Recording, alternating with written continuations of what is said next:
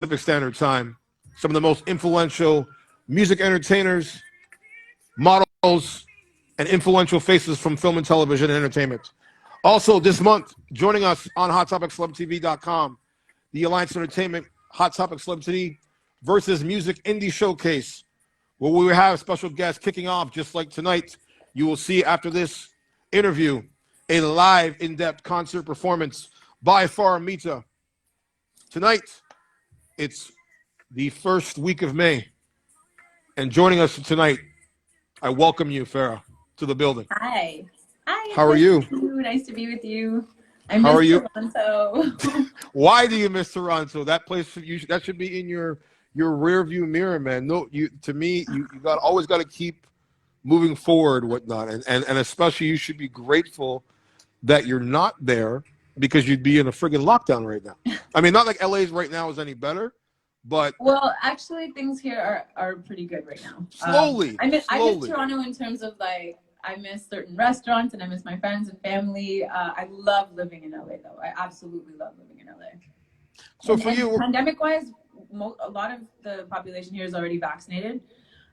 So things are opening up, and the weather allows us to do quite a bit more outdoors than you guys, unfortunately.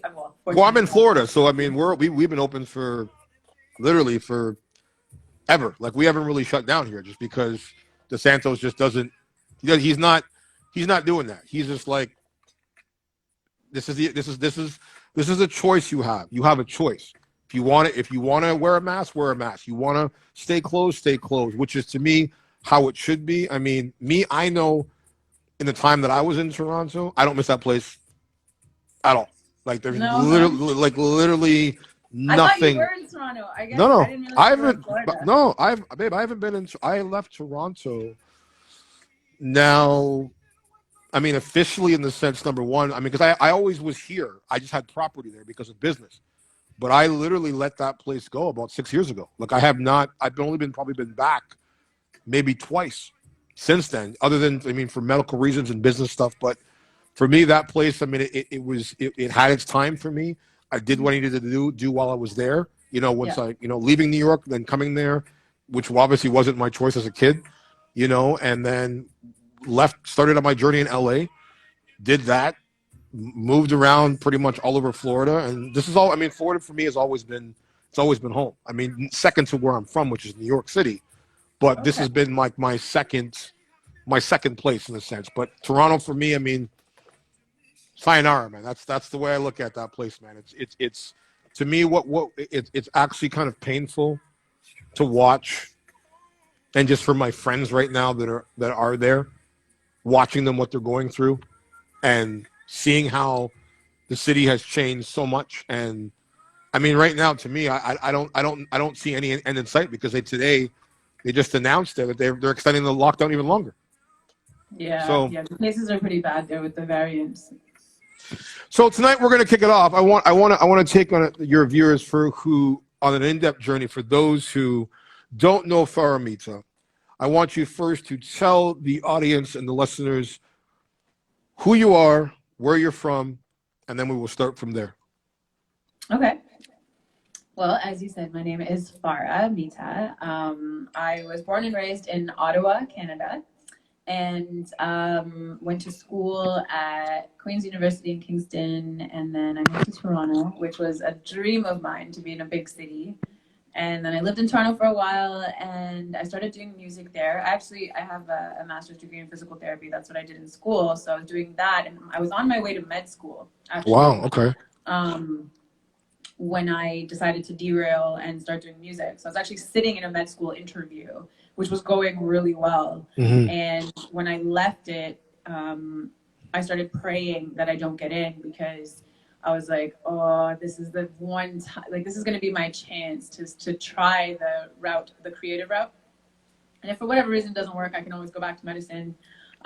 So I kind of pivoted, started doing both, but then eventually more and more music, and then eventually moving to LA. And I just kind of haven't looked back.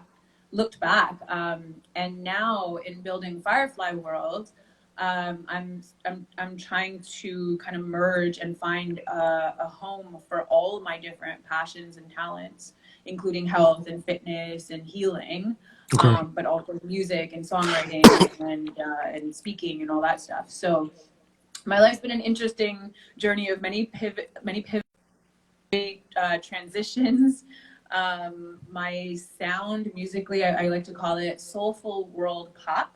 I've also done devotional music for my Hold religious that thought. You're community. frozen a little bit. Hold on. You're frozen. Oh. Hold on.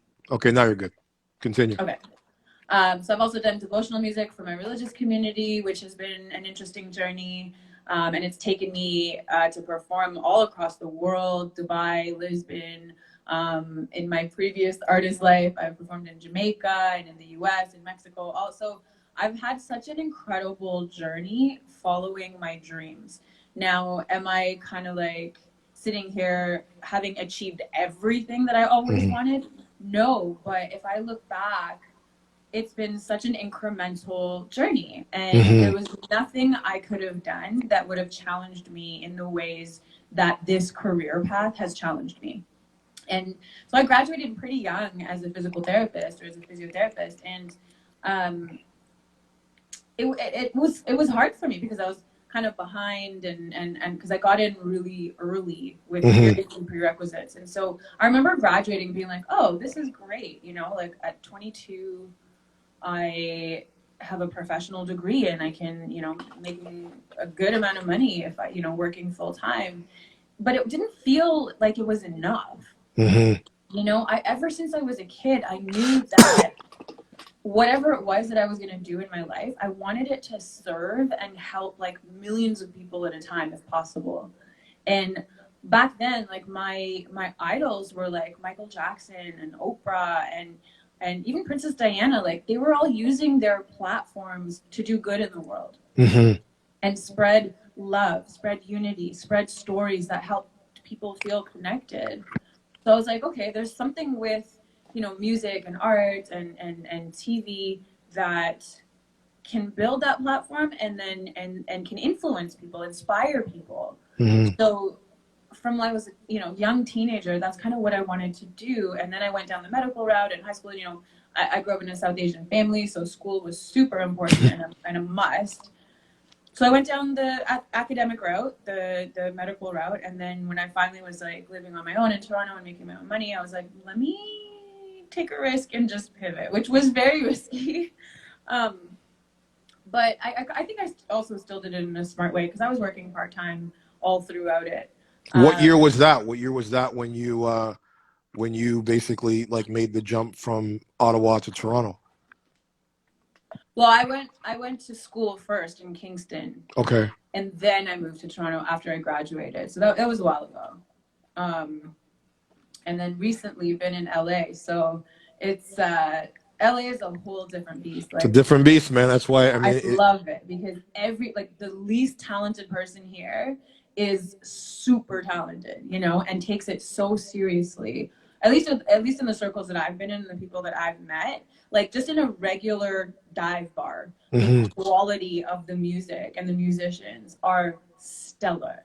You know, like they have these things called pro jams here, where it could be like a given Sunday night or Monday night, and all the musicians that are usually on tour with like Stevie Wonder, Justin Timberlake, Christina Aguilera, who else? Beyonce, like they all just come into this little bar and they do this jam session, and then whoever's in the crowd, it's kind of like a karaoke night, but with professional musicians. Okay. And so when I first started to come, it was super intimidating. I was like, I'm just gonna watch because these people are like so legit. It took me a while to build up my confidence, even in LA, to be able to perform or be willing to perform in LA. So it's been a really interesting journey from like being in Ottawa to now being here.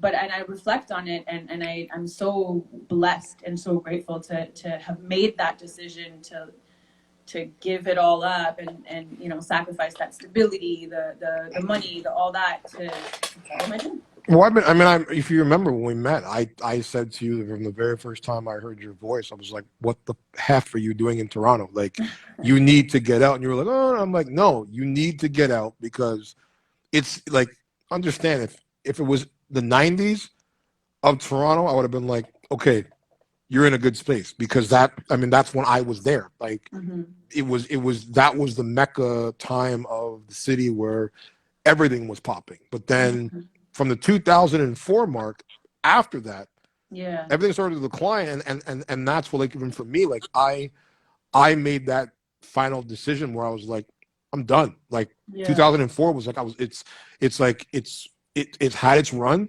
but it's time, in the sense, number one, to really leave this place in my rearview mirror. And I, as I said, I had properties in LA, and I had properties in Florida, I had properties in Toronto, but then it started to, like, everything started to shift. The whole, not just like the city, but just the world, like how social media was changing things, and the connection part with people, and just in general, like and it's not where I say that like LA is the place to be, because, as you said, and I know this because I've been there forever, it's a different animal. It's even for me, like coming from the East Coast, from New York, and I came to LA in the early 90s, and it was like a culture shock, because like where New York is very fast paced. Everyone's on a mission. Like when people walk up the street, they're on a mission. They're either going to a business meeting, they're going to work, they're doing something. Where LA, it's like, unless you are into the party scene or you're into the drinking scene, there's not a lot of focus unless you're there for specific work. And that's why it's good for you that you said, you're able to connect with people that have that mindset, because it's very, very hard. And especially now, with the way the economy is, the way the world is, if you're out there and you're not literally busting your ass, you're dead. Like you're literally going to be homeless or whatever, because the market now to live is so expensive. So you can't be fucking around. You can't be playing games and be like, hey, you know what, I'm going to, just be out here, not taking it seriously. So for me, when I finally heard that you made that jump, I was so happy, because I was like, this is one, you're just too talented to be in a small city, for starters. And two, it's just that I know what you're capable of and what you are as an artist, because, as I said, exactly what you said, earlier, that your hope is to inspire, like Princess Di, and have those things. And that's the thing, like, it's been missing from music for so long, where you have artists now that just make music. But there's not it's not like the 90s where there was soul and passion and, that thing in the core. Now it's just like, okay, record labels are screwing me. Streaming is screwing me. Social media is screwing me. So you know what? Let me just get what I can right now. I don't care whether it's good. I don't care whether, a million people like it or don't like it, as long as I get music out. But then the problem is that it's become saturated, because people don't even know what's good anymore. Like they become saturated with like very gimmicky things that last for like a month. And then they jump onto something next. So for you, like, what was it like for you when you made that jump, like from Ottawa to Toronto? And even not just in the sense of like the music aspect, but like, what was for you, the moment that you decided, hey, I needed to make a different direction choice in pursuing, as you said, the medical field? And also, when was it the first time that you realized that you could sing and you had some talent? Okay, a lot of good questions there. And okay, so I'll start with when I realized I could sing. That was earlier on. And it actually kind of started with, like, I didn't even know I could sing yet, but I think I was in grade 1. And my mom tells me that my first grade teacher told her that I have a very powerful voice and that I should be in the choir. So my mom let me be in the choir. And then I was also in like church choir, sort of. Like our church choir. So when in my childhood, I grew up singing in choirs. And when I went to high school, I joined the big choir and the chamber choir, and we traveled with the choir. So that was kind of where I started with singing. But like I grew up with 90s music, and I loved my Mariah Carey and Whitney and Alicia and Toni Braxton. And so I would like tape them off the radio and buy the CDs, and Alanis Morissette from Ottawa, so I would have all these songs, and I would kind of trained. I never took singing lessons until I got to Toronto, which was, you know, in my 20s. So I kind of just taught myself to sing, and I knew I wanted to sing as high as Mariah Carey and as low as Toni Braxton. So I would just sing it over and over and over and over again and just try and try and try. And I kind of in the middle of high school, when I met some friends that played music, like played instruments, instead of hanging out with people in high school, because I didn't really fit in high school, to be honest. I had some friends that were actually in college in Ottawa, and they would invite me to hang out with them on the weekend. So basically every single weekend, like Friday, Saturday night, I was hanging out with a bunch of college kids that would just play music all weekend. So I'd sit there and I'd first go listen to them sing, and they even opened my mind to like so many different kinds of music too, like things that I never, like not R&B pop, but more like rock, alternative, world music stuff. And so when they started to recognize and let me sing with them is kind of when I was like, hey, maybe I'm kind of good at this. And then I would participate in variety shows or talent shows.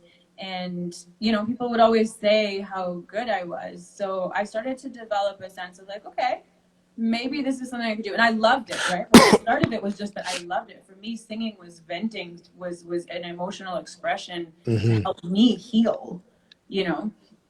And then when I went to college or university, I would do more like coffee house nights and more variety shows and talent shows. And I just kept getting good feedback about my voice. And obviously I have an ear, so I knew that I could sing on pitch, but I knew I had a lot to learn. And then I moved to Toronto, I started working.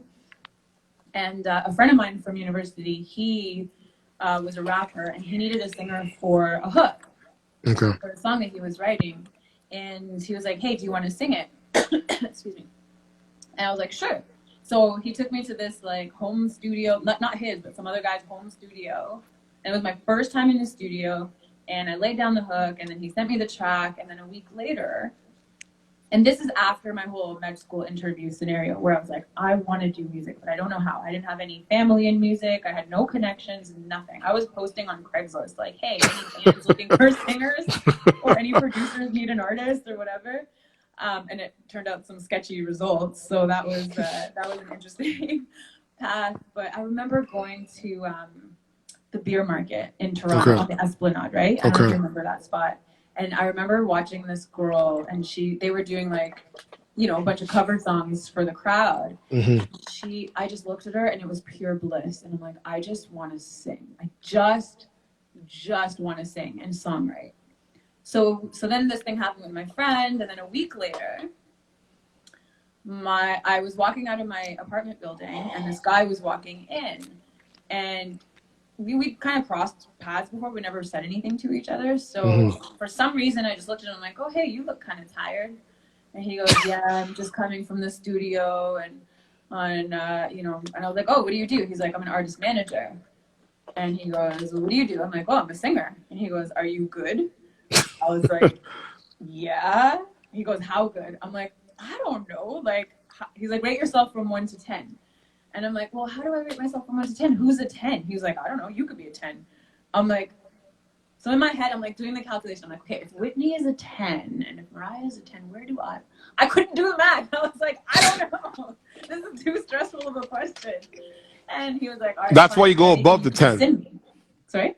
That's why you go above the 10. You say you're a 15. I know, but I didn't have that confidence at all. So he was like, do you have anything you can send me? Now, the weekend before, I had just done those tracks, my first tracks ever in the studio. I'm like, actually, I do have something to send you. Sent it to him. We set up a meeting. He heard me sing for like, he came to my place and he was like, hey, okay, sing something. So I started singing Whitney, and he cut me off after like 20 seconds. And I was like, oh, that is either good or bad. Because you know, like how Canadian Idol or American Idol or whatever would work? Like when they cut you off, it's either they're super impressed and they just know, or they're like, you suck. So I was super nervous. And he's like, okay. He's like, you're good. And I go, okay. So we started talking. So that was Shug, as you remember. Yeah. And so he became my manager for about a good 8, almost 10 years. And, you know, signed to his label and all that. And that's kind of what happened before moving to LA. So, you know, we did a lot. We went to Jamaica. We did a ton of stuff in Toronto and in Canada, performed in the States, and really had a good fun run. Mm-hmm. Collaborated with Chocolate and with Egyptian and Fahrenheit, and opened for Sean Paul. So lots of cool stuff happened in Canada. But then, I was lucky to have you guys, like you and Matt and people like that. That is, I remember having a pretty serious conversation with Matt Murray, where he was like, "You should totally go to LA," because he was just starting to court LA as well, and go there more, and and obviously Matt is so talented. For me, it was like, of course you should go to LA. You're incredibly talented. I was having more doubts about myself, but he was like, no. He was like, with your personality and your talent, and that's exactly, and that's what's surprising. Because I mean, a lot of times I would hear it, and I'm like, how is this girl? I mean, literally, you look like a star. You're one of the most beautiful women, literally, on the planet. You have the full package. You have a voice. You have the marketability, and that's why I'm like, how does someone with that much talent not see what everybody else sees? And it's always been surprising me about you, like that you don't, you second guessed yourself. And I'm like, you don't need to second guess yourself. Like, if you've got that talent, I know people that have, way less talent, way less skill sets, but they fall on their face because they're just willing to try. They're just willing to friggin' take the gamble. So, like, continue what you're saying, though, like, in regards to and that's what I'm saying. I was really lucky to have you guys around, because to counteract any of the and not criticism I was getting around my voice or anything, but kind of what we were doing wasn't authentic to me. Like that whole Ferrari phase, it wasn't me, like that Barbie doll, like, with the extensions and all the makeup and extravagant outfits and whatever. It was cool. Like, it was a fun character to play, but it wasn't me. You shut it down. I always imagined, like, when I would do music, that it would be me. So when I moved here, I got to start over. Like, I didn't have any management. I didn't have any label. I was like, I can be whoever I want. So now I'm going to be Farah. And now that's been the journey here, and along the way, I'm sure a lot of members in the audience will resonate with, you grow up a certain way, like my parents had parents that were super critical, so my parents were more critical, and nobody wanted me pursuing arts. Nobody. So I kind of had to do that against the grain, and against people being like, you gave up med school to sing, like, in a bar or whatever it was. And so, like, you have these doubts that just keep piling on you from other people, and that's why I keep saying, as part of Firefly, I was like, it's so important. Your environment is so important. But you understand why you have those, because this is a thing that I was saying to you before. Why I don't miss that place, because that's all it was noise. It's like, it got to a point for me, because I was doing, like, even when I was literally controlling the entire nightlife scene, I was doing my Hollywood thing. I just wasn't telling anybody about it. I was flying back and forth literally every weekend. And people were like, well, where are you going? I'm like, don't worry about it.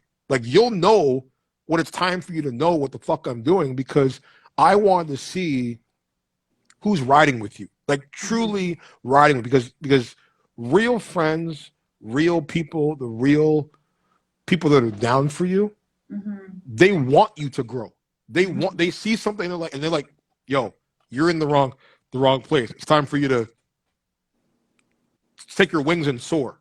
And that's what I was trying to tell you, because I'm like, the longer you stay in that environment, it's like quicksand. It starts to choke you, where you're just like, okay, what do I do? And then you're hearing people, you exactly what you said. You're giving up med school to do music, and it's like, when you're good, the problem with that city is that they want to make you feel like you got to apologize for being good at what you do.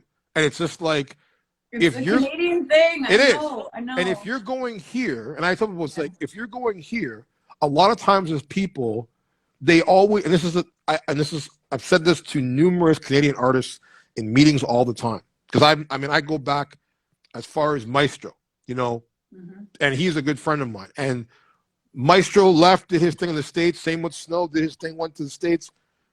But the biggest mistake I tell every artist is, when you go, don't look back, because they're always wanting to be where, I'm from Canada, and I'm the Canadian artist, and they're going to give me love, and they want to rep their hometown. And I'm like, they don't give a shit. Like, they really don't give a shit until you actually make it. And then when you make it, unless you are consistent, like you have things one after another where you're staying relevant, like Drake. Because in the beginning, everyone hated Drake because he just sounded like trash. But he was getting the endorsements from Eminem, from Jamie Foxx. So you can't lose when you have those people pretty much doing your promotion for you. Right. It's possible. Yeah. But his whole thing was, let me collaborate, because if you look at the first 2 albums of his, they were brutal. But the tracks that were good were collaborations when he had the bigger artists on there. And that's why I say for artists like you who are starting on their journey, it's like you have to realize that the market in Canada is so small for artists. Literally, and then you've got, of course, you've got these program directors at these various 3, if not 2, radio stations that, unless you have a DJ or somebody in there that's going to play your record at nighttime, or these got a major label. And even if the thing is, even if you join a major label, unless you, that label and the record company and the studio that they're working with, everything is about positioning for these studios, for these companies. So unless they have like some brand or company, they're like, we need to have you play or do this at a certain time, that's when your music gets played. Otherwise, your shit's getting paid at 2:00 in the morning when someone's just driving home, falling asleep, and unless you're up, you're not hearing it. And that's why some of it was like, you have to realize you have a small window. Come in, make your noise, and then have an objective. But so many people have this thing of like, well, because of course, in the States, it's a bigger pond. It's a way bigger pond than Canada, but there's that fear factor for them because they're like, well, how am I going to make a dent when there's so many other artists? It's overwhelming and it's intimidating.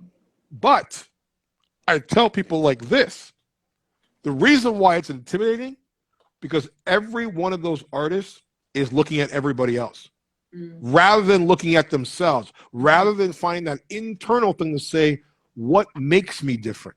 And what makes me different is there could never be another Farah. Like you or you. I could put you right now on the radio against 10 artists that are in the top 10 right now, and you'd blow them away. But because of the fact that the music industry now, compared to when I was in it full throttle, was where now they play the shit out of something to death, to the point where it's almost like when you see someone get hypnotized with a drug, where it's like you hate this song, but you hear it so many freaking times, and it's stuck in your head, and then it grows on you, and then you're singing it, and you're like, okay, well, I guess the song's not that bad. And meanwhile, the song was trash, but you've just been programmed because these program directors that put out the music on the stations, and that's where I say it's like I try to put artists, what I call into, like when I'm taking a new artist on, I try to put them into a stress test. People are like, what do you mean by that? And I always look at the music industry, it's basically like jumping into a pool when you can't swim with no life preserver. So you're either got 2 choices. You paddle like hell to stay afloat, otherwise you're going to drown. So you really only have 2 options. I can keep paddling until someone comes along, like a manager or an agent or a brand manager, that throws me that friggin' lifeline and says, okay, I got you, but understand, he can hold on to you. If you have a manager, he can hold on to you with one arm. But if you don't start kicking with your feet, you're literally going nowhere. You're just standing in the same position,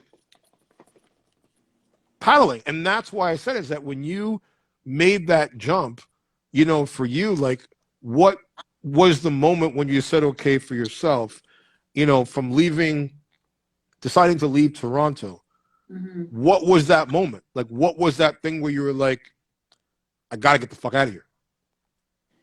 It was a culmination of things. One, I felt like we were swimming against the tide. in terms of strategy, because right when we started was when the music industry shifted. And everything became digital, and artists were getting signed based on their fan bases and more organic, like YouTube videos and all that kind of stuff. But the strategy we were using was that of what would get an artist signed to a major label like 5 years prior. Okay. So, you know, a ton of PR and songs with like big collaborations and big music videos and, you know, trying to get radio and all that. So the strategy we were using was just not working. And I feel like we should have shifted to a much more organic approach, which was again nobody's fault. And in fact, Explain that. Sorry to cut you up. Explain that for the artists that don't, or the people that are on the live that don't understand what you mean by organic approach. Well, like building your fans from the ground up. So back in, you know, like how you were saying, when music was popping in the 90s, an artist would sign, a label would sign an artist, right? They didn't have to have anything going on except for talent.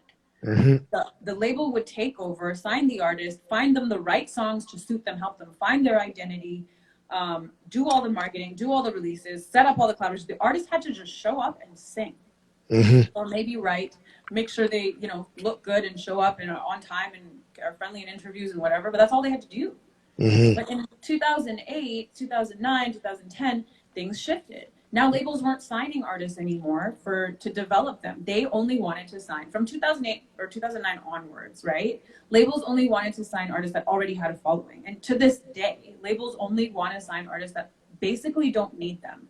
You've done your own marketing, you have your own fan base, you've figured yourself out, you've done your own artist development, you have your own everything, you have your own team. Then they'll be like, okay, I'll sign you, maybe throw a little extra cash on your endeavor. And that is the more organic approach. And it, on one hand, everything becoming digital leveled the playing field. So now artists, you know, like Macklemore or Chance the Rapper or whatever, independent artists could bypass the situation that used to be reserved for only labels, right? But so on one hand, it leveled the playing field. On the other hand, it oversaturated everything. And if you are an artist who has a ton of talent, but you don't really have the right guidance or the right team, you're not really going to get much love unless you know how to build your own fan base and you understand that it's not about pleasing everybody. It's about finding your niche and pleasing your niche.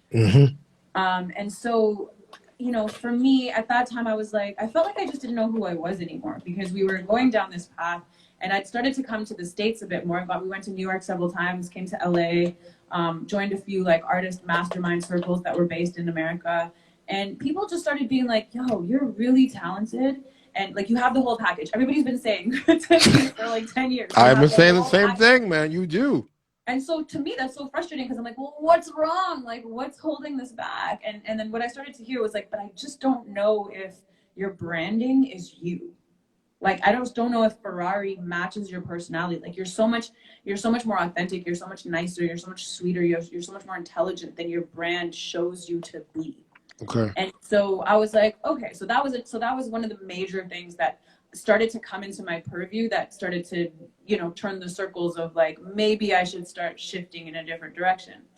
Then, and this was right after I opened for Sean Paul. So it was like a bit of a difficult decision because I was like, okay, I'm getting stuff here. And like how you're saying, like artists cling to Canada or they come back to Canada because you've spent that time building the fan base. People appreciate you at some point, right? Like maybe the industry doesn't, but your fans do. And I remember like opening up for Sean, especially in Toronto, the crowd that showed up for me, they were singing my songs. They were so amazing. I had my dancers and everything. It was just, it was one of the best feelings, right? Because they were there also for me. Yes, of course they were there for Sean, but like there were people that came for me. And that felt so good. So that made it a bit tricky. But then a few months later, I was asked to perform in Dubai with these big Bollywood producers. Doing a theme song for this massive sports tournament. And so I went to Dubai, and by this time I had cut my hair, so I wasn't wearing the extensions anymore. So I already felt more like myself. Okay. And I'm there, and they introduced me as Farah. And my cousin was there, and she was like, you know what? I think it's time for you to move on from Ferrari and just, you know, be yourself. Do you know how hard that was also sometimes? More of a world music vibe, and everybody in that crowd was like, oh my God, you know, they were so like attracted to me from me being me. And so it just felt right. And then, like I said, with you and with Matt at the time being like, you know, LA, LA, LA. My brother lived in LA, so I was starting to visit a little bit more too and just get my feet wet. And I was like, you know what? I don't really have anything that's holding me in Toronto anymore. Let me just go try. So I tried, and I came here, and like I said, I could decide who I wanted to be. I touched down, and like nobody knows me. Nobody knows me. And it's a great feeling when you have that reset It was very button. freeing. Yeah, it is. It's to me, as I always say to people, like, you know, if you're in a place, because I mean, whether you're in LA, whether you're in Toronto, whether you're in New York, whether you're in Miami, like, I mean, I've lived everywhere. I've moved more times than I can count in different cities where I've had to hit that reset button. Yeah. But the great part about it, when you have a reset button, I look at, I've always tried to tell people, like, for me, I look at the entertainment industry as like a soldier going into war. Every place you go to is a new objective, a new mission. So it's like you have one focus. What am I doing here? What is my purpose? And because just like in war, either you shoot them or they shoot you and kill you. And the industry is the exact same, because it's either you're literally, when I say, dodging bullets daily in the industry as an artist, an independent artist, because you have so many things you have to think about: money, living, music, sleep, Branding, friends, branding, hustling. Like, everything is being thrown at you, and you're like the Matrix, sort of like dodging everything. But the one thing, as I said, when you are able to start over and hit the reset button, as you said, you could be your authentic self. Because I'll admit, like, I mean, I love the Ferrari aspect, but it was damn hard to know what to call you, because I was like, Ferrari, Farah. Then you had different handles, and I was like, I can't type this shit. I can't figure out. Then you had Farah, Ferrari. Like, it was just one long ass. I was like, okay, she needs to figure. And the thing was, is that, like, for me, with you, the main reason why I was like, I mean, if I had a choice, because for me, I was just like, get out. I don't care where you get out to. But if I had a choice to place you somewhere with your sound, it wouldn't even been LA. It would have been either New York or Atlanta. That's the place, to me, that you would have. And I still think at some point that you should take a gamble and go out to both of those places for 3-6 months and dabble, because, one, because of your look, two, because of your sound. You have an old school R&B vibe, and you've got, you know, obviously your originals are very soulful, and they've got that more mature vibe. But when you do R&B, girl, it literally sends chills in my body, because it takes me back to that good feeling time, that good feeling energy of just when you didn't have a care in the world, you know? So for you, like, when you again, you made the jump, what would you say has been, as an independent artist in a new city, the biggest hurdle for you? I feel like I've been my biggest hurdle, my mind, you know, coming here. And to be honest, like, I'm glad I didn't come even a year or two earlier, because I don't think I would have had the confidence to kind of settle here amongst so much talent. But because I was willing to just surrender when I started coming and just see what would happen, I had no expectations. I was like, I'm just gonna go try. And I love the city. Like, the other thing I wanted to do was make sure that I was moving here out for reasons other than music. You know, like, being close to my brother has been amazing. Being in sunshine is like Best feeling in the world for me, very healthy for me. Being near the ocean, like, it's just been like, there's so many other parts of my life dreams that are being fulfilled being in LA. I was like, okay, I'm gonna come for a variety of reasons. So I'm gonna release the expectations that I have to make it in music and just come here and find myself, you know? So that sent me off to a pretty good start. And then you know, I had moments of like being a little intimidated and overwhelmed, and then meeting amazing people and feeling really encouraged, and then eventually it kind of shifted where I'm like, okay, I'm somewhere new. I just have to build my reputation here. And there's artists that are insanely talented. I'm talking like on the level of Beyonce and Bruno Mars. Oh, I know. I've heard Michael, but that are still just singing in bars for like $100, $200 a night, you know. And so sometimes it's hard to be motivated or self-motivate even when you know that people that are even 10 times more talented than you and have been here 10 times longer than you and are still in a certain area. You kind of start feeling like, oh my God, how am I ever going to get anywhere? That person is not like on Beyonce level right now. What, and I just got here. You know what I mean? But do you want to know why though? They're not on that level? Tell me. Okay. The main reason why, and again, I know exactly what, because as I said, I have a lot of very talented, incredible musicianal friends in Los Angeles who should be selling out arenas all around the fucking country because they're that good. They're better than, almost as I said, I mean, even you are better than half the shit that's on the radio right now. But the main problem is two things. One, what you said about yourself. You have been your biggest blockade, obstacle of not believing in the fact of, okay, you know what, because I get it. When you're in a new city, in a new place, and you don't have that person really hammering in your ear every day, Farah, you got this. Yeah. You got this. Yeah. You start to like, did I really make the right decision? The second reason is that most of those artists don't seem to understand that they're still in the mentality of how it was in the 90s, where you, as you said, they find that label finds them and then they start doing everything for them. And they're like, okay, I just got to be an artist and show up. And I tell people all the time, you have a choice now. The business has shifted. You can either be, and it doesn't matter whether you're an artist, actor, model, you can be an artist or you can be a brand. Period. There's no in between anymore. You have to make a decision. If you're an artist, it's like an actor. You're looking for a job, you're searching for a job, you're praying for a job, you're waiting for a job. You book a gig here, and then you're like, okay, I booked a gig. And it's like, for example, you've been able to work with a lot of incredible artists, but this is the problem with artists that work with incredible artists. While they work with that one artist, that big artist, that's the time, that's the moment, that's the situation where I talk about before, the stress test. It's capitalizing in that moment, that pressure, because it's like when you're on that level and you're surrounded by someone that's in a higher level, it's supposed to level you up, where you're like, okay, I'm with the big boys now. Like, I'm with the big boys. Like I have this on my resume. You have Sean Paul on your resume.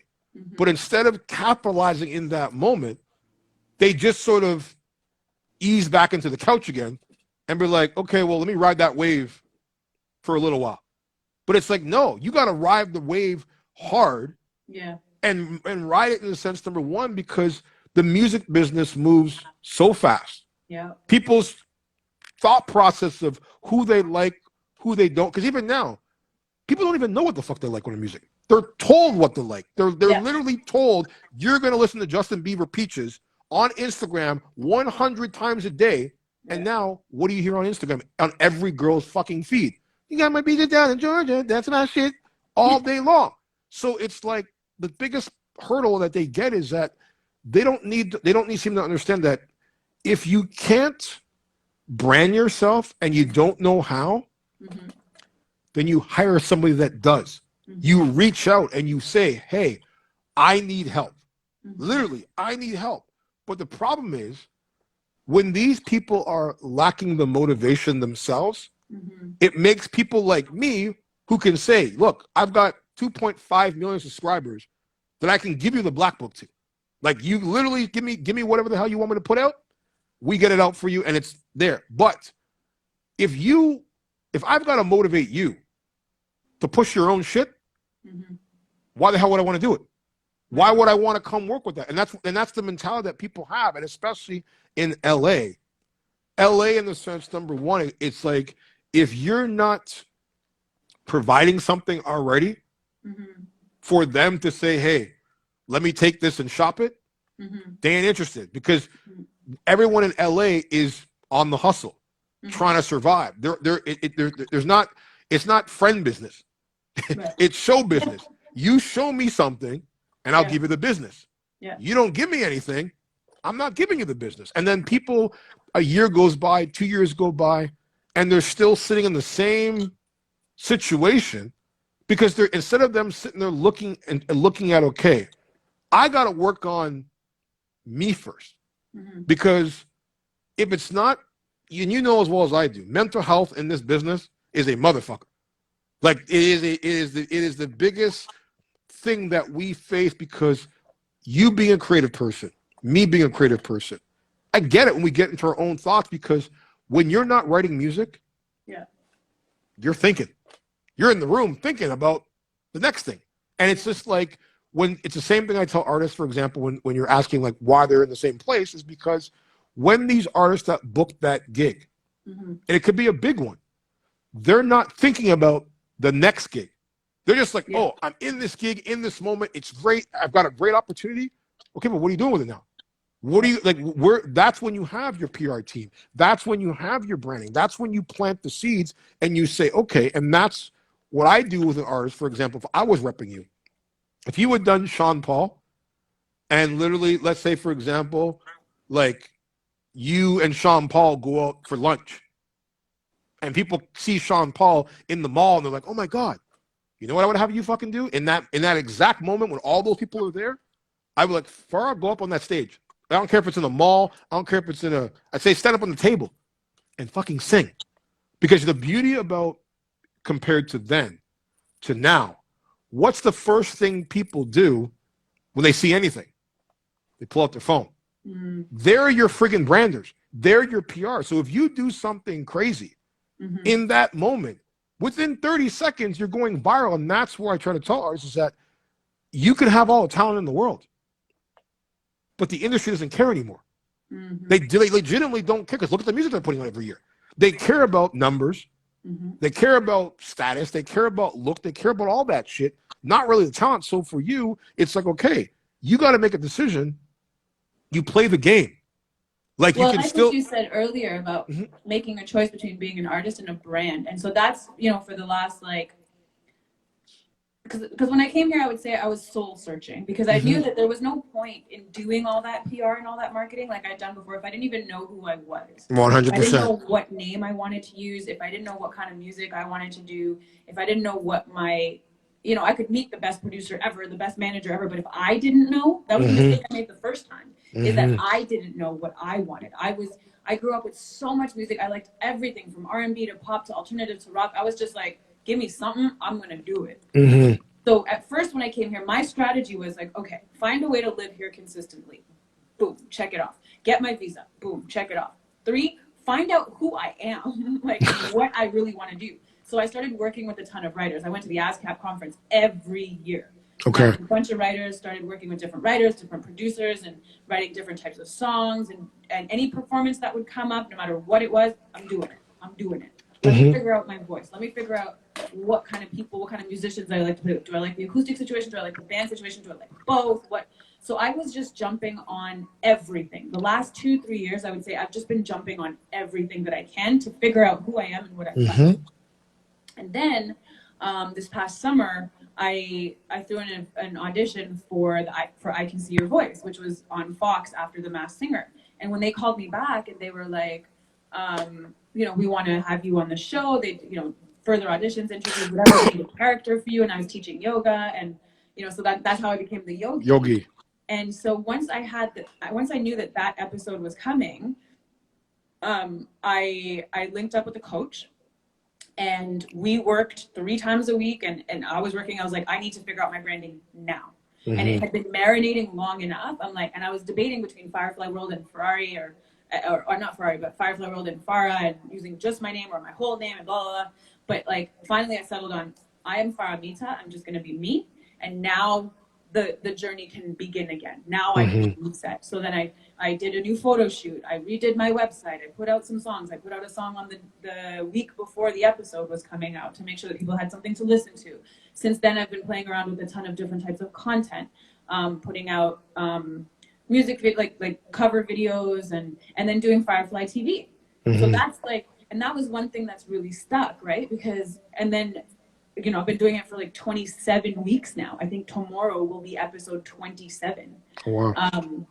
Which is crazy. And it was the way to bring about, because the whole thing, what took me so long is I was trying to figure out how to merge all my passions. You know, I'm like, I have all this, I have so much knowledge in the health and fitness and healing realm. And then there's music. And I've always wanted to use music and use my platform to heal and inspire. So I'm like, how do I bring this together? So that is the purpose of Firefly World. And then, like you said, do you want to be an artist? Do you want to be a brand? And I've had to kind of go back and forth. And I was like, okay, I tried the artist thing. I've been here and I've tried the artist thing. And if that is something that's going to pick up for me, I'm going to roll with it. But in the meantime, I'm going to create my brand. And so that's what this whole Firefly World thing has been about, is creating my brand, creating my people, building my niche. And kind of now, right now, I'm in the process of like doing stuff and seeing what sticks. And then I'm going to, you know, register it and officially launch it. And then there'll be music specifically for Firefly World, which are the songs that I played today, Choosing Hope and Shine. And then there'll be other songs that I do, like love songs or breakup songs or whatever, that are for the artist in me, because it all kind of ties together. So, I mean, that's kind of been my strategy. So, like, you know, when you asked what's my biggest hurdle, it was like me being in my own head, not knowing who I was. But also, like, what I do have to give myself props for is that I had, even though sometimes it didn't feel like I had a strategy, I did. Okay. And I've been following it bit by bit by bit. And sometimes I feel like I'm sitting back and waiting for a situation, but, you know, then a friend of mine will be like, you're the hardest working female I know out here in the industry. And I'm like, okay, cool. So I've been hearing that a few times, and my coach is just like, no, you're doing everything right. And I meditate, and the message I'm getting is you're doing everything right. So then it just becomes a matter of patience and surrender, right? Like, I do it because I love it, and I'm letting go of what it needs to look like. And then every once in a while, my coach is like, hey, you need to list what you just accomplished. Like, this is 27 episodes. Like, you've had something substantial to talk about for 27 episodes. Like, that's huge. But that's the like, thing. oh, yeah, I guess that is a good thing. Or like, you were on that TV show, or you've released these songs, and you tried this, and you did that. And I'm building my reputation here. And so what I would want, like, people to know is that it's not about the end goal. Yeah, my end goal, I want a Grammy. I want a Grammy. I want a world tour, like my own world tour. But most importantly, what I want is to enjoy every single day working towards that. It's not about whether that happens. It's about enjoying the journey there. And that's what Firefly World is about, is that inspiration, connecting to your own spirit, where you're happy every single moment. You're not just happy when you get that goal. And so all of this struggle and challenge and ups and downs, because I've been on some of the biggest stages in the world with like a crowd of 10,000, 50,000 people. And I'm just like, wow, I've been there. I've had a hit song in my community, you know, like maybe not on Billboard, but like people know me and they recognize me, sing the lyrics, and they send me videos. And like I've been through the ups and downs, and now I'm just like, okay. So what happened in Toronto, actually, to go back to that, is just I was not happy anymore. I was doing it for the end goal. I wasn't doing it because I loved it, and that's because I wasn't being me. So now that I've come here, been able to reset and be more me than I've ever been before, I've fallen so hard in love with myself that every moment, it's not all perfect, but every moment is such a blissful blessing. I don't care where it takes me. I have a direction, I have a vision, but I'm just having so much fun doing it that's all that matters. But this is the thing. I mean, when I say you did it the right way, because I mean, most of the time, and what I love about you, which you don't frustrate me like other artists, because there's some other artists that are, and even with those artists that you're talking about, who are still doing the same thing, working in bars, who are super talented. A lot of times with artists like that, it's not even about them getting in their own way, is that they have a set way. They're just too stubborn to try anything different. It's like, okay, if this hasn't been working, you got nothing to lose but trying something different. Yeah. But you get these artists, for example, you know, I'm sure you have art like there's artists that I'm not doing covers. I'm never doing covers. I'm only going to put out original music. And I tell artists like this, even when I say, are you going to be an artist or a brand? Because at the end of the day, for me, branding is not really about like, at least in my experience, is that it's not about like figuring out my niche and figuring out my target market. Mm-hmm.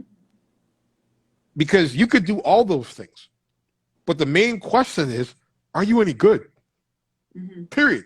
You could do all the fucking branding and marketing, but if you're not any fucking good, because some people they think they're good, and that's good to have that confidence.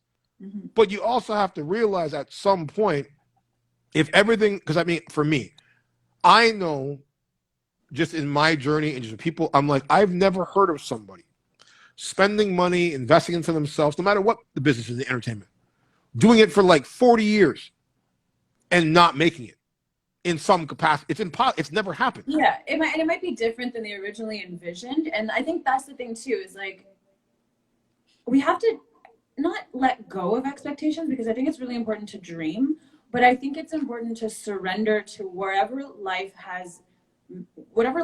was meant for you, like whatever life has for you, because not everybody. You cut out. Stop. You cut out. You cut out. Your mic cut out.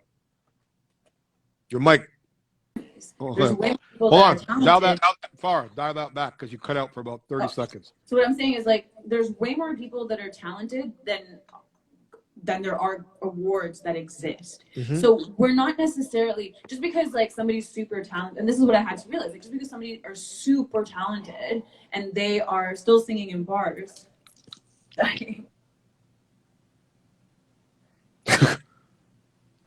it doesn't mean that they're not fulfilling their purpose.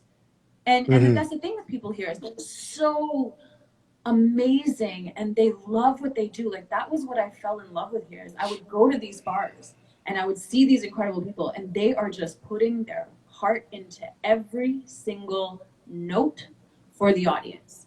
You know what I mean? And, it's inspiring. You know, some people get a little more demotivated by it, but some people are so just like, this is what I do. This is my stage right now, and I'm rocking the shit out of it. And that's what I'm going to do. You know, and if something else happens, it happens, but I'm doing it because I love it. And that's the lesson that I've learned from the people here.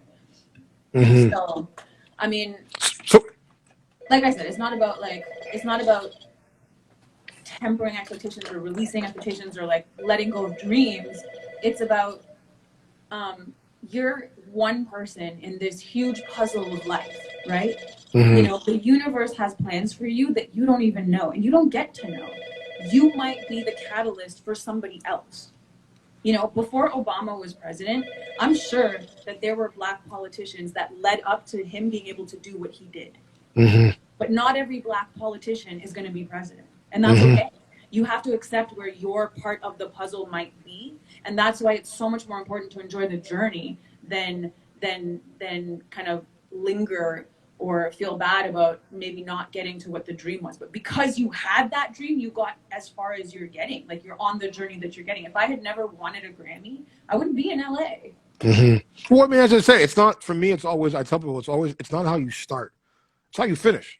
Like, everything else in the middle is what's important. Like, what are you doing with the time? What are you doing in that journey? Are you going to stay in the same spot? Like, so for you, like, when it comes to making that jump, what advice, because I mean, I know so many artists who have came from Canada and either afraid of making that jump because they're like, oh, well, I don't have a visa, I don't have this, or like I don't know anybody, I don't know how to, you know, get my music out. What advice would you give someone who is an independent artist, new to the game but talented, who is thinking about making that jump to LA? What do they need to know first? What you need to know first is you're gonna have to check your ego at the door.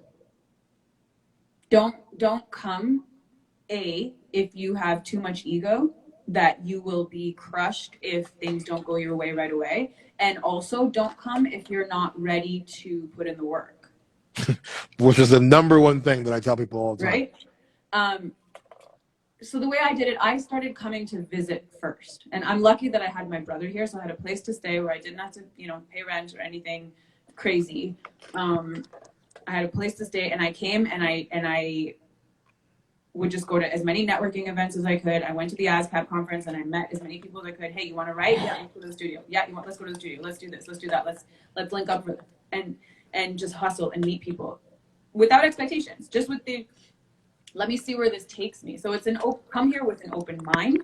Come here, even if it's for 2 or 3 weeks. Like come here for the conference, like the ASCAP conference, like where there's an inbuilt networking event that you're around people that you can, your peers, right? Tell people about that conference. Tell people about this conference. What is it about? So the ASCAP, if you're a songwriter, I guess. So the ASCAP conference, or even an artist, because artists can link artists, producers, managers. Everybody's at this conference, the ASCAP conference, or I think there's a BMI version, or there's all these conferences where there's panels and you're learning from the experts and then you're around your peers, and there's networking events built in and different like concerts and whatever.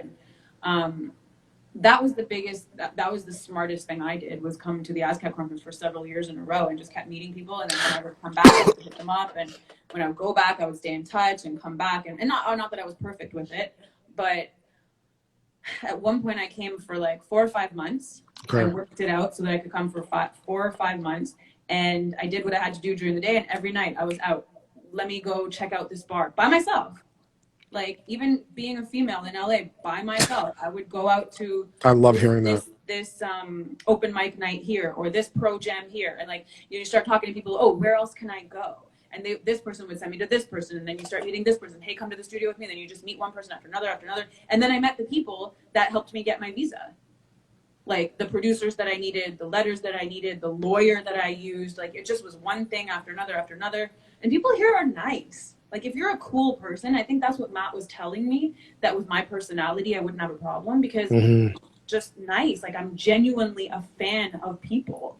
And which is rare in LA. They didn't feel like I was coming to try and get something from them. They felt like, oh, this girl is cool. She's just, let me help her out. And so be nice. It's just that simple. Like, don't come trying to get things from people. come and see how you can contribute. You know, that's what I was doing. I'm like, how can I help you with what you're doing? How can I, even if it's just to come support you, let me come to the front of the stage, take a video on my cell phone and send it to you, because I know you need content. So now I'm giving you that. I'm being your fan. I'm cheering. I'm bringing my friends out, whatever. And then, 2 years might roll around and it's like, hey, do you want to perform with me? Like, I had a guy that I was watching 2 years ago. Like, he's one of the lead singers for Prince's band NPG, and he used to be in Color Me Bad. And he called me like a few days ago, because I reposted his show flyer that they're doing, like a whole tribute to Prince. And I reposted it. I'm like, oh my God, I can't wait to come. Like, I was gonna go as a fan, and he's like, you want to come sing with me on stage? Wow. And it's just like, so it's building these relationships and just being nice and being a fan of the people around you, and eventually you'll get that back. You'll get it. It'll come back to you. So that's what I would say. What about what about the ones that, for example, like, about the visa, where they're like, I can't go because I don't have a visa? What do you tell them? Well, if you're Canadian, you can come visit here for up to 6 months. Should I tell people?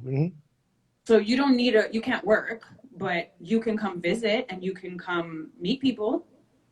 And, if your work situation, just figure it out. Like, instead of going, I didn't go on vacations. I saved every single penny I made in Toronto. I didn't spend it on vacations. I didn't have a very high living expense for as long as I could possibly do it. I just kept saving and spending on music. Even to the point where, like, when I came here, I didn't even have any money left. Because I just spent everything on music. But, like, you have to prioritize. If this is somewhere you want to be, like, figure out how to save up enough, make some friends, whatever, like, that you can come and be here for a month or 2 or whatever.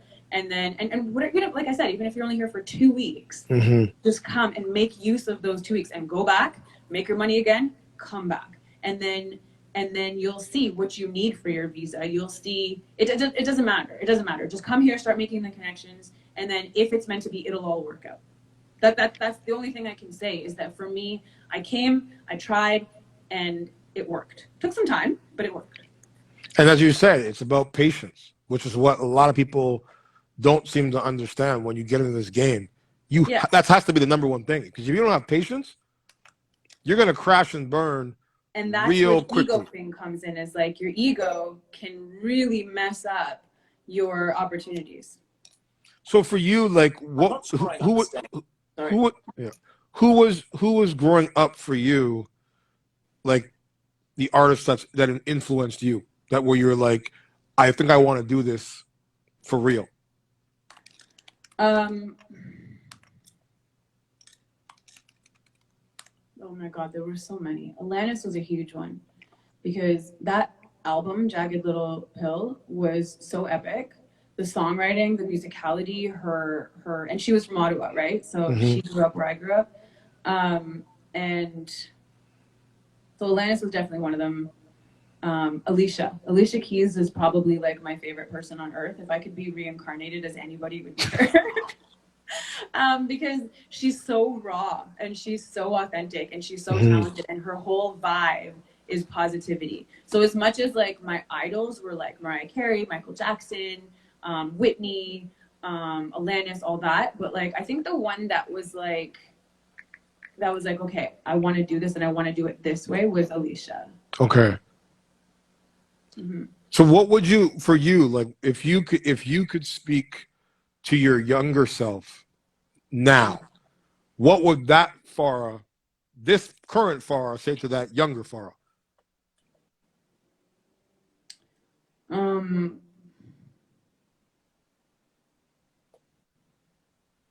It's a good question because there's a few different things. One, if I look back on my life, I would just tell her that you're doing everything right. You work hard. You're just doing everything right. So stop not enjoying the process. Like, because if I were to show you 10, 15 years down the road, you will be almost exactly where you want to be.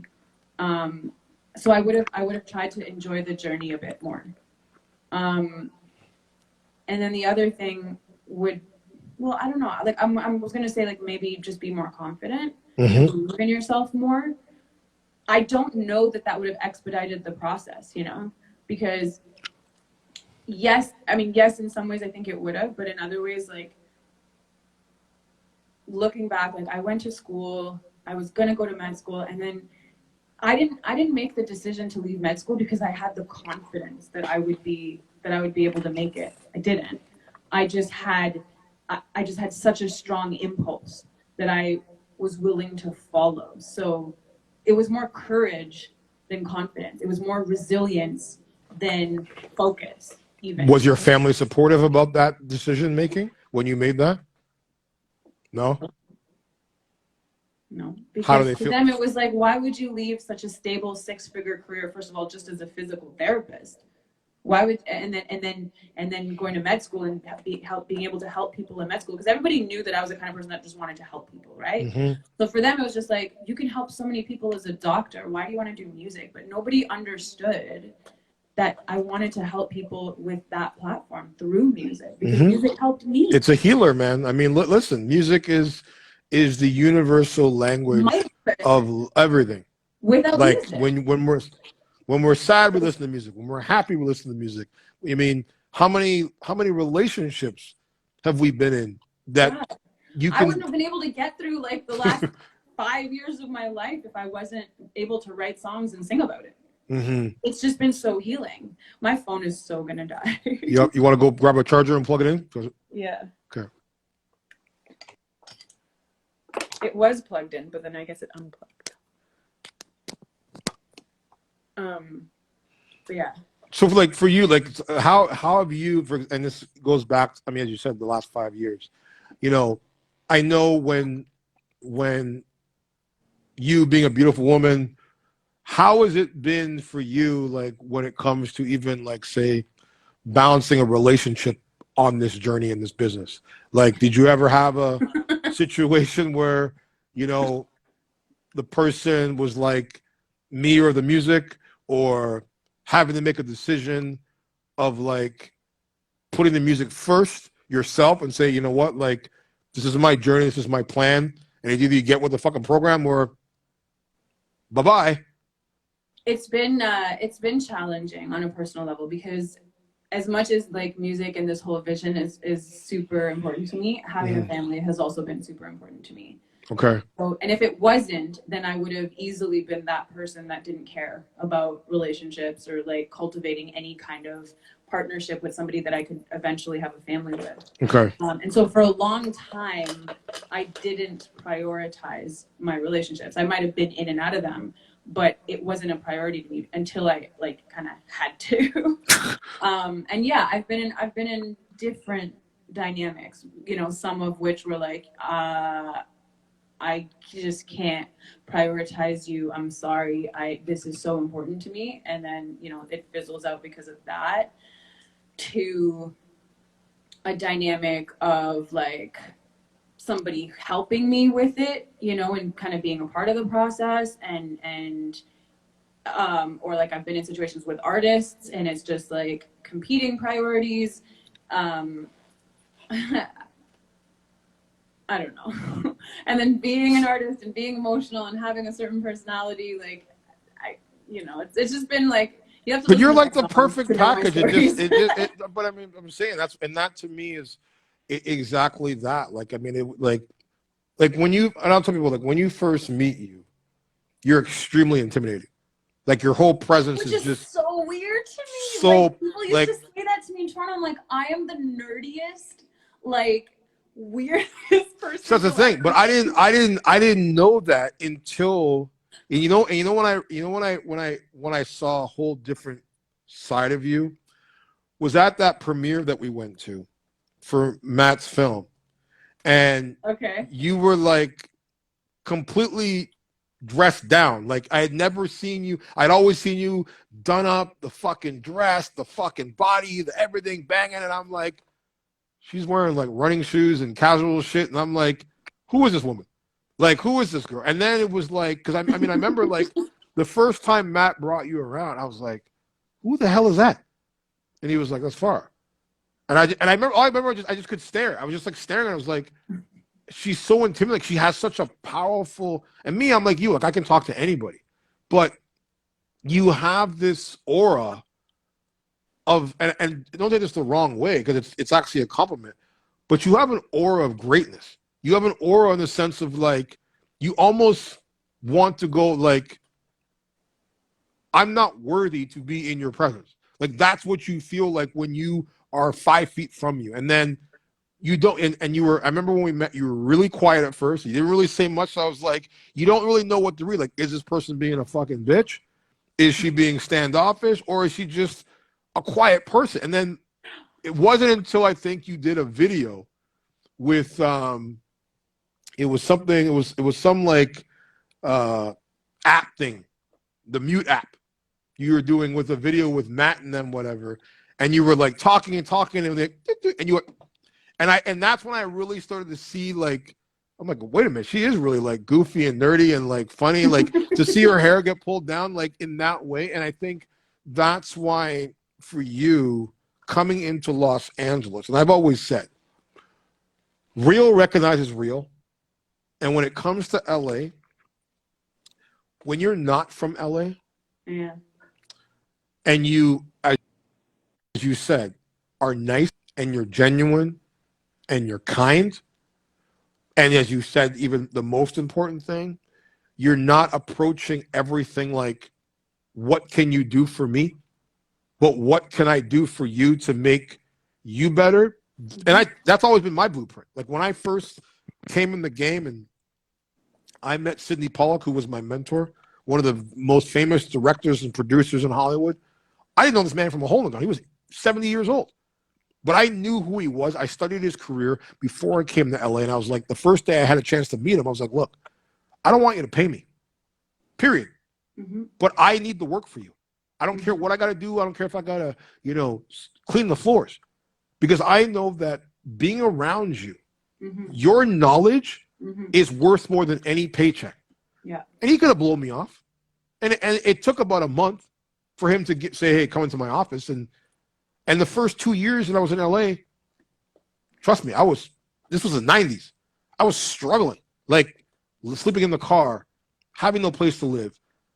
But I was like, when you know yourself and you know that it's a journey. It's a process. This is part of the story. This is part of my story. I think you're frozen here. You hold on.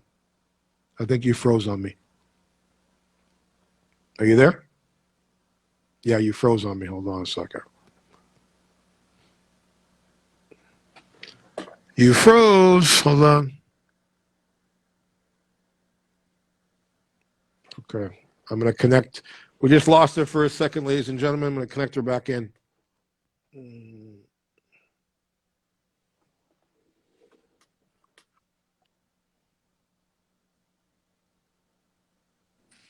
Okay. You're back. Okay. So, yeah, I was.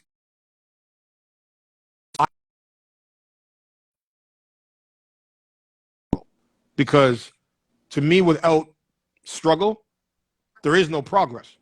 And without progress, there is no success. And that's where I look at, for me, it's about having first about the relationships that you build. It's about having the right attitude, as you said, putting your ego in check, which a lot of people in Hollywood don't want to do, you know, because everyone's there for the same thing and everyone's there fighting and competing. But I'm like, this plate is so big. Doesn't matter what genre you're in, music, film, it's so big for everybody to eat off of. And if you eventually, and I always tell people, it's like, you've got to be like that ant in the corner. Or even say, not even ant, a cockroach. Because it's like, no, seriously, it's like when you have that one cockroach that's in the corner, it just sits there. It's just like, it's just chilling. And it's watching you do your shit and drop crumbs and breadcrumbs everywhere. And then what happens? When you walk away, it runs towards those crumbs. It fills its belly up. It absorbs all that digesting information. And then it waits until you drop some more crumbs. And then eventually, the more crumbs you break, the more things it eats, it eventually starts having babies and starts to develop. And next thing you have your whole house infested with cockroaches. It's the same like the business. If you have the right good people, analogy. I just wish you didn't have to use cockroach. But it's true, because you have to understand, like, everything is about multiplication. So you can either multiply your circle with good people that have the same mentality that force you to level up, or you can have people that are around you that, exactly like cockroaches, they're useless, and you got to step on them and get rid of them. You know, and that's where I'm looking at you, like, you have that personality, which is what's made you gravitate towards the right people on your journey there, which to me is only going to help you, you know, grow exponentially, not just as an artist, but just in your goal set. Like, as a human. That's the biggest blessing that taking this route has given me, is that I've just grown so much spiritually and as a human, that and I would say my personality, my outlook has all grown into somebody that can enjoy the journey. So, like, what for you as an artist, what would you say as an independent artist has been the biggest struggle for you?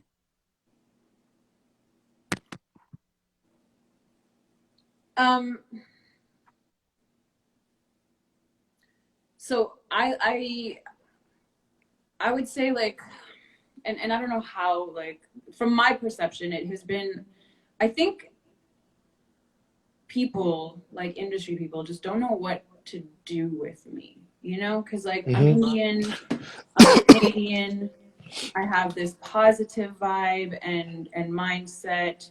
I'm kind of like anti the pop music industry, you know? So, like, you meet a black girl that can sing amazing R&B and can songwrite, and you know exactly where to put her. You know what songs to give her, you know what producers to put her with, you know what label to put her on, you know exactly how to market her because you've had templates, you know exactly, you know what to do with that. Me, I've been more of a world music, like international vibe, like warm and friendly, like not really into, you know, just singing about partying and sex and drugs and whatever, which is really what's dominated, you know, the charts and everything for a long time now. That's just not my vibe. It's not authentic to me. And on top of that, I'm like racially ambiguous, and you know, or if you know I'm South Asian and you know Indian, then there's that. So I feel like that's kind of been a struggle where people just didn't know where to put me.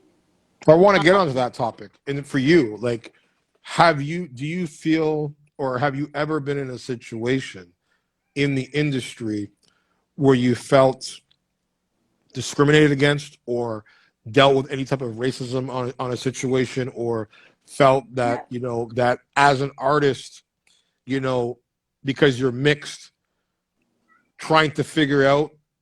Yeah, I think it has come, definitely. But I was lucky that I've been shielded from the directness of it. Like Suge would get a lot of that stuff, Okay. and when he would meet with people or try to pitch us or whatever, like he would get a lot of the like, well, we don't know what to do with her. Well, she's Indian. Well, blah blah blah. Like, how old is she? This, that. She, like, so he kind of protected me from that to an extent.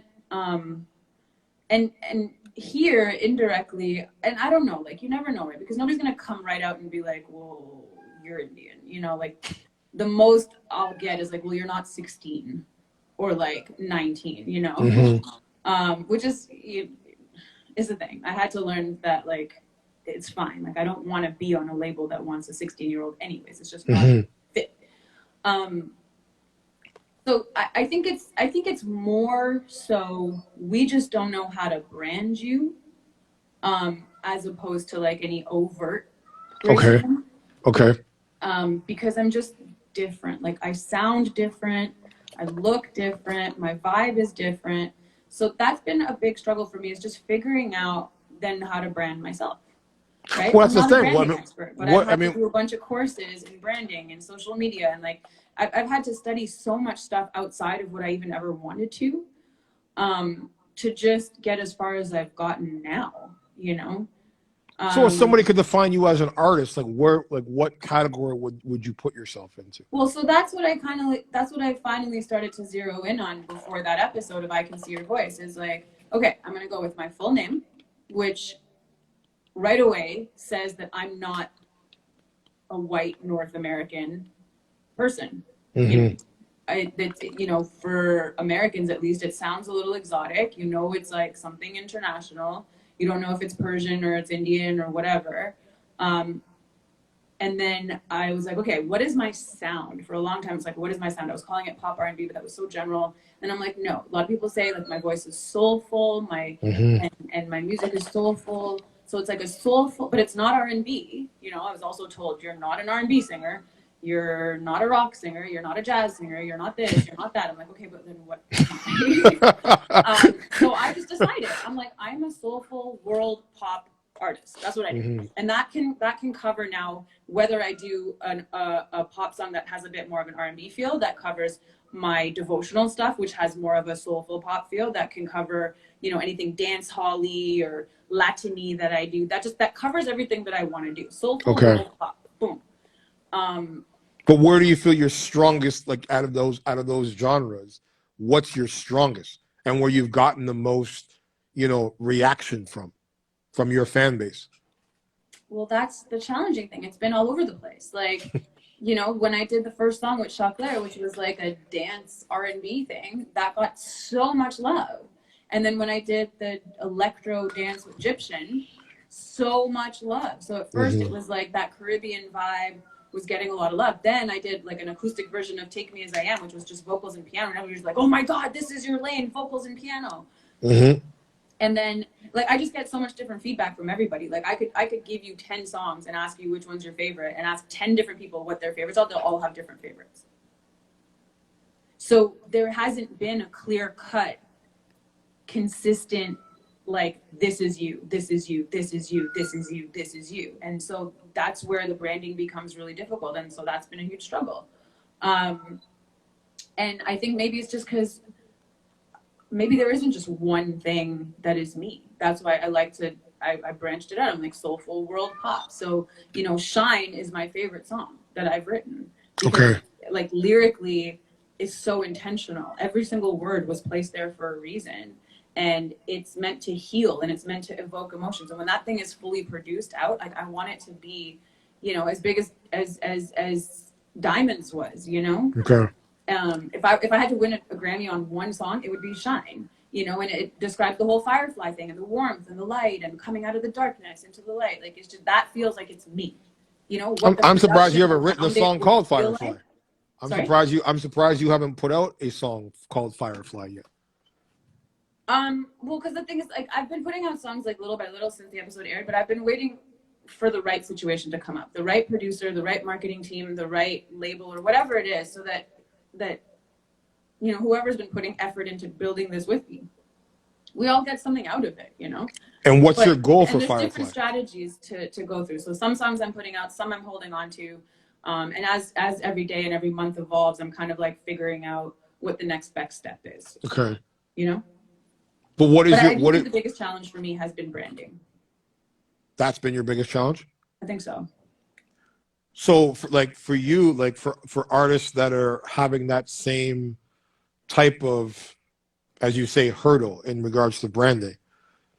I mean, I give you my advice, but what do you say to those artists that are going through that same struggle right now that you're trying to figure out? How do you get through those mental setbacks of yourself? Try different things, like immerse yourself in different things. I think, you know, I've gotten this residency here at this place called The Village in the Westfield Topanga Mall, and I've been performing there pretty much every weekend, at least once, if not 2 or 3 times in a weekend, since July. And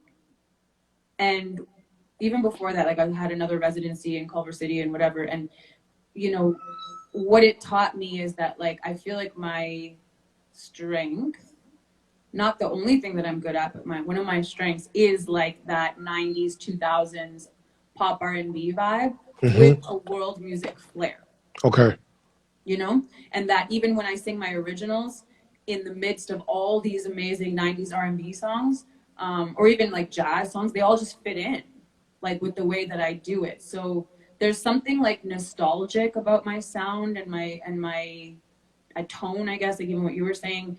It's like a fresh nostalgia. It's not like modern, like Ariana Grande or you know, some of these females that are like SZA or whatever that are out now. It's definitely not that kind of modern and fresh, but it's like a nostalgic, maybe more like, I don't even know. Like, I even ask people, like, which artist do I remind you of? And everybody will say something different, or it's a very clear, I don't know.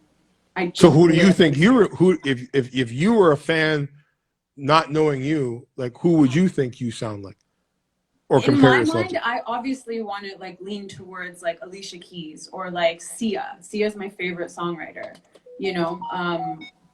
But if I could say, oh, I want to be like somebody, it would be Alicia, you know. See, to me, when I hear your voice, I get a vibe.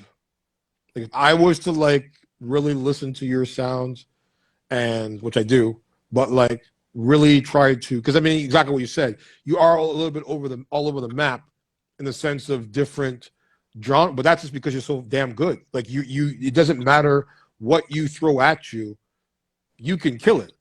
But if I was to like make an ingredient and say, okay, which artist is her, it'd be a touch of Brandy mixed with Monica, mixed with Mary J. Blige.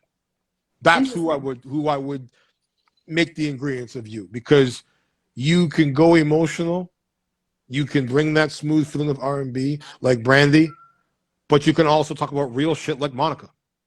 You know, and that to me is where, when you are an artist like that, and I always say to people, it's like, I don't even look at you as an artist when you have that, as you say, that different flavor of different things, because it means that you're like your own drug dealer right now. Like, you're taking your products and you're putting them on the street. One genre could represent crack, which is meaning the fact that that's the thing that people go, fuck, I love Farah for.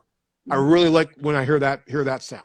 Like, I know what song, I know, like for me, I know there's certain songs where I'm like, yo, sing that song. Like, you did one tonight, and I was just like, that was the first time like I've been blown away before, but there was a song you sung tonight, which I'll talk to you about afterwards when we get off. You literally when I say brought it, but brought it in a way that I have not ever heard you. When I was like really listening, I was like, damn, she's good. Like I don't even think she understands how good she is, because I don't think you have been pushed to the point where you're like, as I said, life's a preserver. Like go out into the ocean and swim and just fight for your life right now in this moment. And I think and I mean, for you, like, for example, I know you have the greatest opportunity to perform for Wyclef. What was that experience like? So it was at the ASCAP conference. Okay. He was a keynote speaker, and then he brought his kind of students, his mentees, on stage to kind of just jam. Okay. And so they did a couple of their songs together. And then he was like, does anybody else want to come up and jam with us? And I was like, I'll come. And I didn't even think about it. I just jumped up on stage. There was a few other people that jumped up on stage, and they were playing a groove. And at the time, I had been rehearsing for a Santana tribute. Okay. Concert. So the only song in my head in this time was Maria Maria. So I was on top of what they were playing. I'm like, Maria Maria, she reminded me of a West Side Story. Growing up in Spanish Harlem. And I'm looking right at him. I'm like, oh my God, I'm singing White House song right now. But it was cool. Like he was chilling, and then it moved to the next person and the next person. So it was crazy, but it was awesome. It was like, oh my God, I just did that. And that was kind of like, you know, your example of jumping up on a table in the mall, you know. That was my moment to do that. Because if I had thought about it for 1 second longer, I'd have been like, oh, I'm not doing that. But I was like, I'm going, and I did, and it was cool. What would you say has been the biggest like highlight or moment of your career so far to date?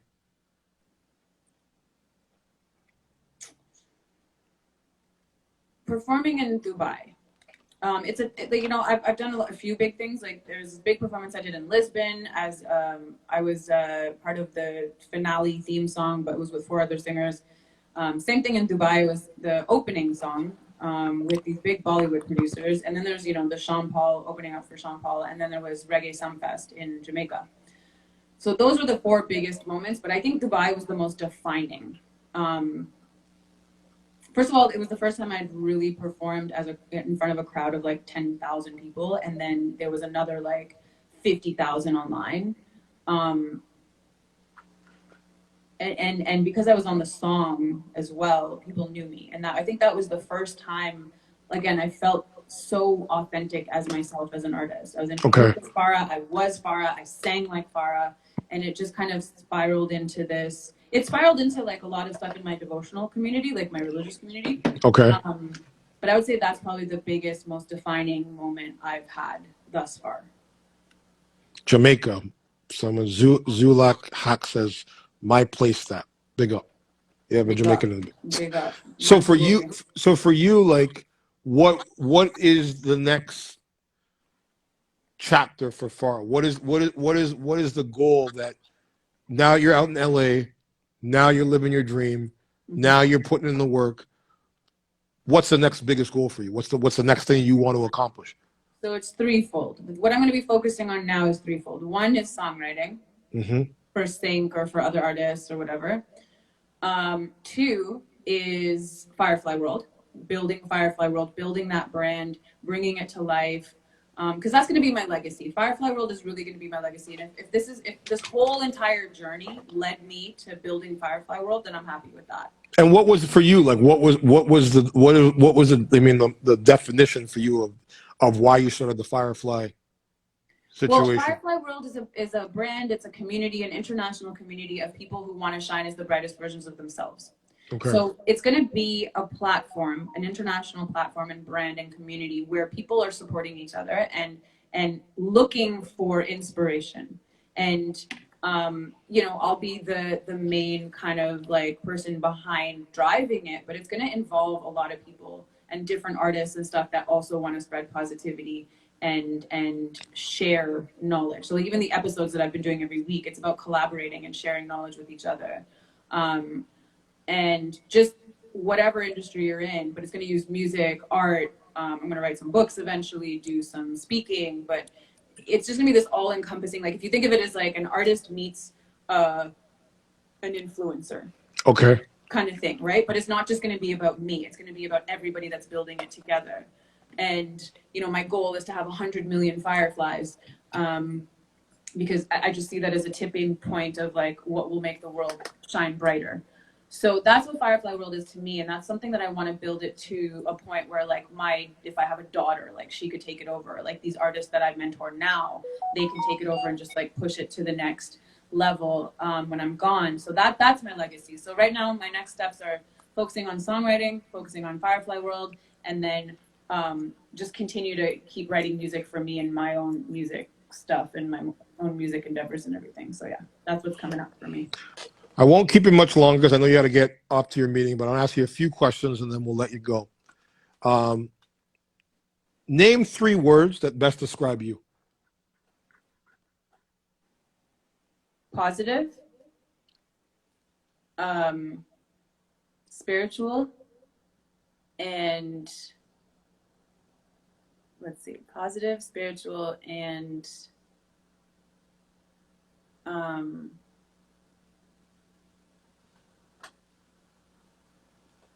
deep. If you could learn the answer to one question about your future, what question would it be?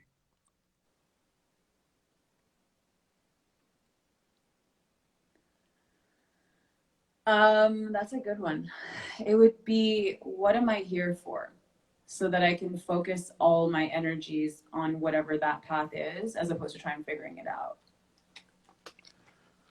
If time was to freeze for everyone in the world, but for one day, but Farah, what would that the first thing you would do?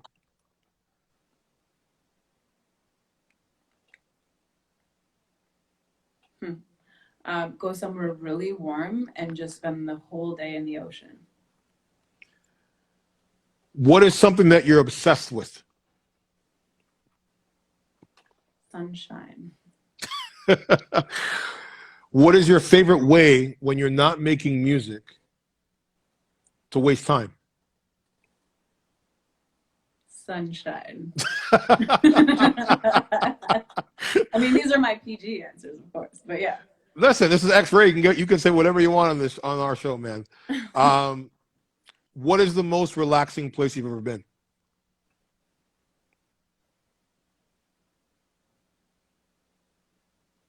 I mean, it's got to be a beach somewhere.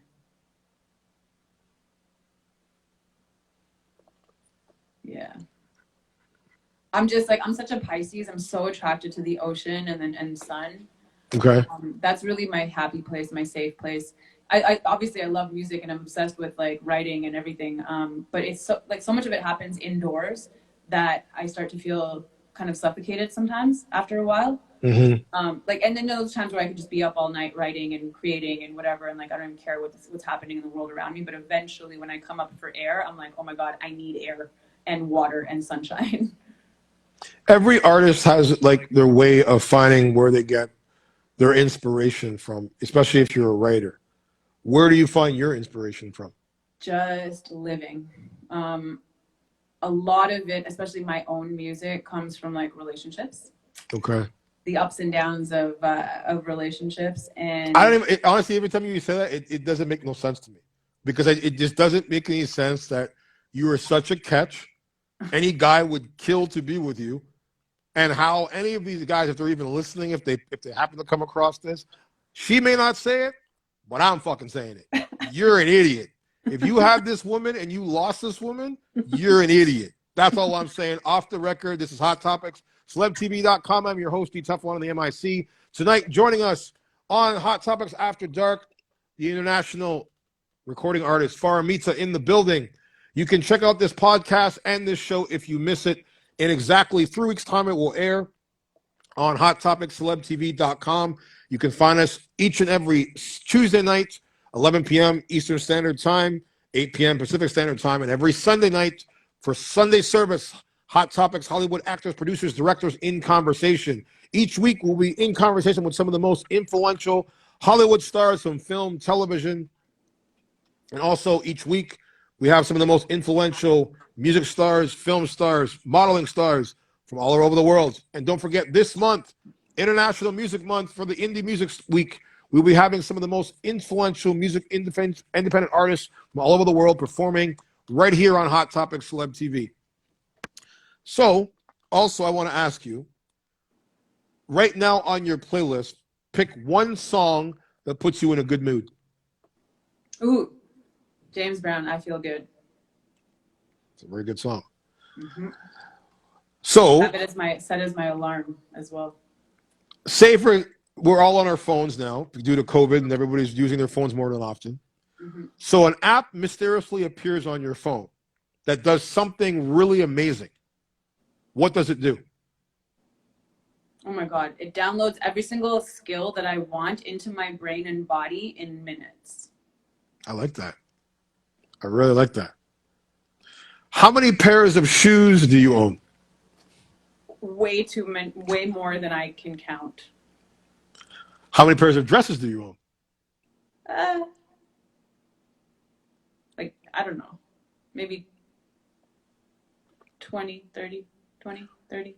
When you first became a successful artist and you made that first bit of bank, what is the one most ridiculous thing that you own right now that you're like, I probably should never have spent my money on this?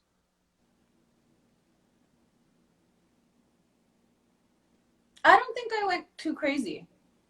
I think I was pretty good at reinvesting it into like music equipment or like wardrobe stuff or like content creation. I don't think I can't think of anything that I bought that was like ridiculous. So there's nothing that you ever bought that you were like, I probably spent way too much money on this and I probably shouldn't have spent that much money on this, or regret buying it? Maybe, but I don't remember. Okay. I don't think so. You being a beautiful woman, you said your music has been about dating and relationships.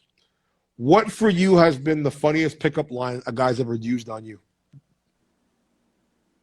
Even especially being in LA now.